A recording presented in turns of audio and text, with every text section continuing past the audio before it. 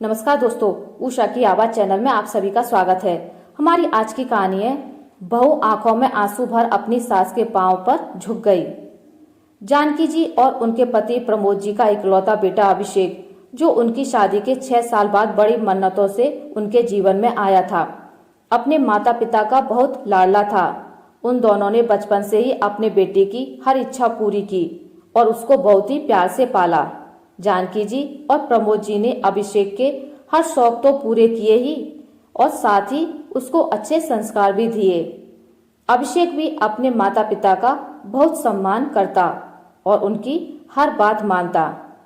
जैसे जैसे अभिषेक बड़ा होने लगा, जानकी जी उसके लिए अपनी पसंद की बहू लाने के सपने मन ही मन संजोती रहीं और अपनी ही सहेली की बेटी दीप्ति को उन्होंने मन ही मन अपनी बहू मान लिया। जानकी जी की इच्छा के विरुद्ध अभिषेक को कॉलेज में साथ पढ़ने वाली मोनिका पसंद थी। मोनिका जो एक चंचल स्वभाव की परंतु एक बहुत समझदार लड़की थी, लेकिन मोनिका घर के काम में उतनी निपुण नहीं थी। पर लाडले बेटे अभिषेक के प्यार के सामने जानकी जी को अपनी पसंद पीछे कर अब अभिषेक की पसंद मोनिका से अभिषेक की शादी करानी पड़ी। पर कहीं ना कहीं उनके मन में बसी दीप्ति की छवि से मोनिका अलग थी और इसी बात से जानकी जी मन ही मन मोनिका से खुश नहीं थी और उसको अपने बेटे की जिंदगी से निकालने की साजिश रचने लगी। मोनिका शादी के बाद पहले दशहरे पर पूजन की तैयारी में लगी थी कि तभी उसकी सास जानकी जी ने तमाशा करते हुए उससे कहा कि बहू, मेरा वो पेंडल सेट वापस कर जो मैंने तुझे 15 दिन पहले पहनने के लिए दिया था जब तू मेरे भाई के घर गई थी। मोनिका जो पहले ही वो पेंडल सेट अपनी सास को वापस कर चुकी थी, सोच में पड़ गई कि आखिर उसकी सास उस पर ऐसा झूठा इल्जाम क्यों लगा रही है। मोनिका के लाख बार बोलने पर भी जानकी जी इस बात को मानने को तैयार नहीं थी और त्योहार की खुशी छोड़कर वो यही हंगामा करती रही। बार बार समझाने पर भी जब जानकी जी ने उसकी एक भी बात नहीं मानी तो उसने अपने पति अभिषेक को अपनी बात कही।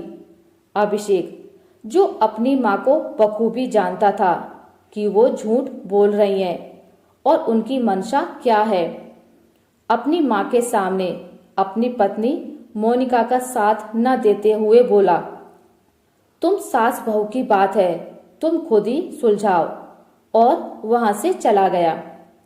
जानकी जी मोनिका पर इल्जाम लगाते हुए बोली, मेरे बेटे से क्या कहती है, जरूर वो तूने अपने घर दे दिया होगा, जा अपने घर जा और वो सेट वापस लेकर आ, वरना तू भी मत आना। मोनिका जो एक समझदार लड़की थी, उसने बोला, जब तक वो सेट नहीं मिल जाता वो कहीं नहीं जाएगी और जरूरत पड़ने पर अपने भाई को भी यहीं बुला लेगी। जानकी जी मन ही मन सोचने लगी, अगर इसका भाई यहाँ आया तो कहीं बात ज्यादा ना बढ़ जाए और उनकी चाल उनको ही भारी ना पड़ जाए। इसलिए थोड़ी देर में बहाना बनाते हुए वो सेट अपनी अलमारी से निकालकर बाहर लाई और बोली कि मैं ही रखकर भूल गई थी, कोई बात नहीं, जाने दे।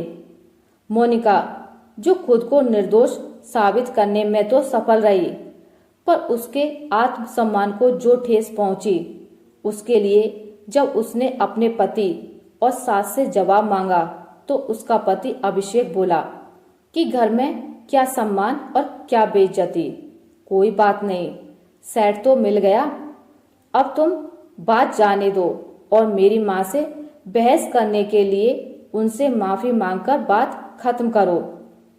मोनिका जिसकी नई नई शादी हुई थी, वो अपने पापा और भाई को ये बात बताकर बात को बढ़ाना नहीं चाहती थी, इसलिए अपने पति के कहने पर बहू मोनिका आंखों में आंसू भर अपनी सास जानकी जी के पैरों में झुक गई।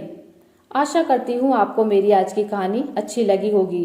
अगर आपको मेरी कहानी अच्छी लगी है तो इसे लाइक करें, ज़्यादा से ज़्यादा शेयर करें और अगर आप मेरे चैनल पर नए हैं तो इसे सब्सक्राइब करना ना भूलें। मिलते हैं एक नई कहानी के साथ, तब तक के लिए नमस्कार।